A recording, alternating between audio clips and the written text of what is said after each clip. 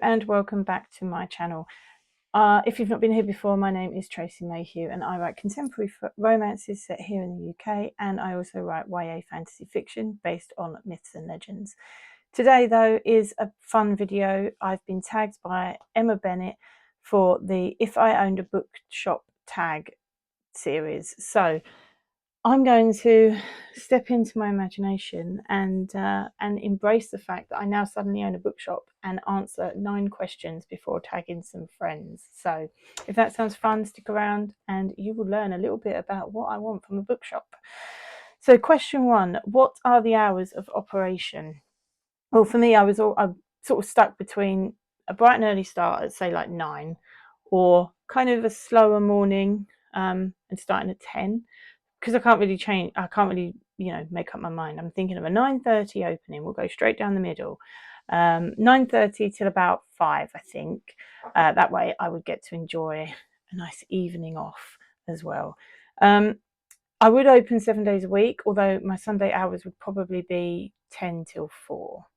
So I would have a slower day on Sunday. Question 2, is there ambient music and what kind? So there would be music, because while I write in silence, I don't mind reading with a bit of background noise. So I sometimes read with the TV on or with a radio on or something. Well, not a radio, but like classic FM, or, reading music on YouTube or something.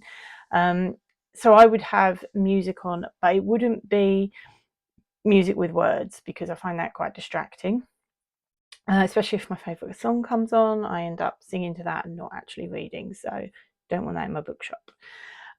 So I would have relaxing classical music on in the background, sort of like a low kind of volume. So it's quite nice for people to read by as well.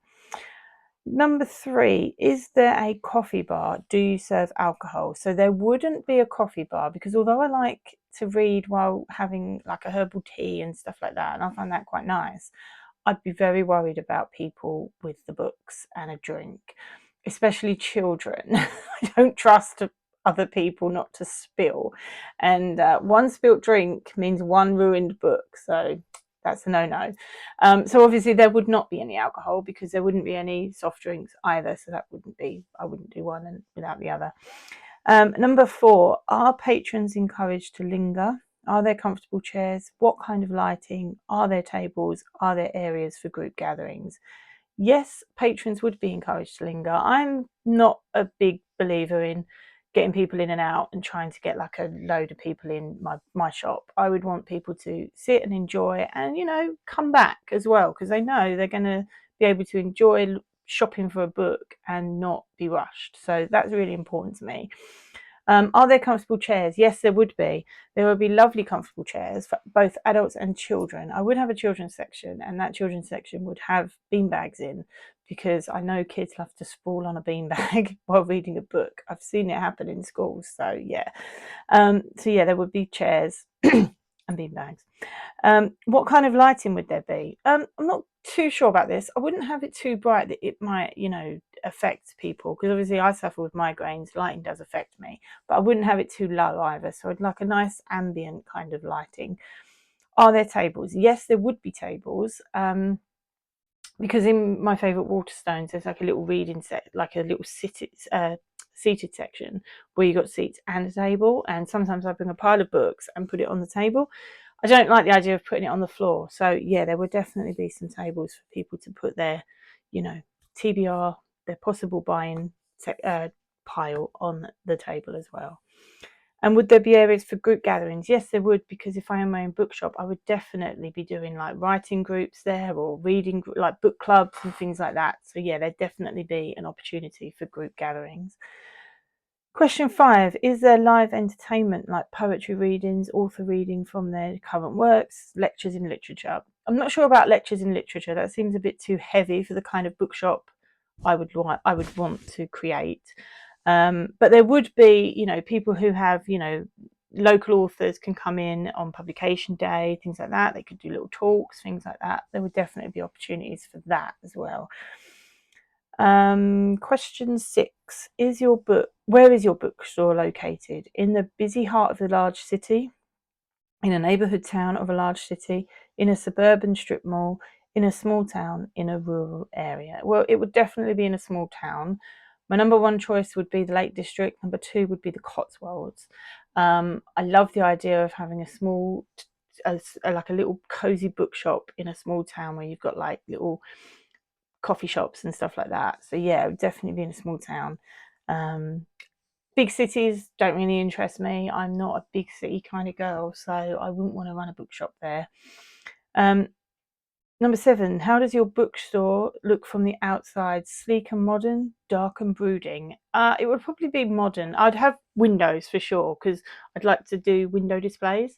And I would have my cat as well. There would be a cat and possibly a dog in my bookshop. But the cat would also have like a little sunbathing space in the bookshop window. And he or she would then, just his presence would bring people in, because who doesn't want to come and stroke a cat when choosing books? So yeah, all I know is it would be kind of like lots of windows, which would let in lots of air, like lots of light as well. So that would be quite nice. And there would be window displays for recent books, bestsellers, things like that. Number 8, what's your speciality? Used books, new and used, only fiction, only non-fiction, fiction and non-fiction. Does your bookstore specialize in a particular genre? No, it wouldn't specialize in a particular genre. My bookshop would have a little bit of everything for everyone. I have a wide reading taste, and I'm sure I'm not the only one in this world. So I would try and cater for as many people as I could possibly. Obviously there will be some sections that are smaller than others, but I would have a bit of everything to please everybody. Number 9, what's the name of your bookstore? That's easy because I've always had this name in my mind for anything really, and it's Just One More Page. Because as a reader, I'm sure I'm not the only one to say this, but you're reading late into the night and you've got to go to work, and so bed is calling, but you just keep thinking, one more page, just one more page, and then I'll go to bed. And that is why I want to call it Just One More Page. Okay, so question 10, let's tag some friends. So if I don't tag you, please feel free to do it anyway, and you can tag me in your video. I would love to see anybody who does this tag and see, watch your video. But I am tagging The Dawdling Writer, Kevin Towell Reads, and Books from My Bookshelf to do this tag next. So I hope you enjoyed this video. If you do, please give it a thumbs up and subscribe to the channel. I will be back in the next video. Until then, have a great week. Bye.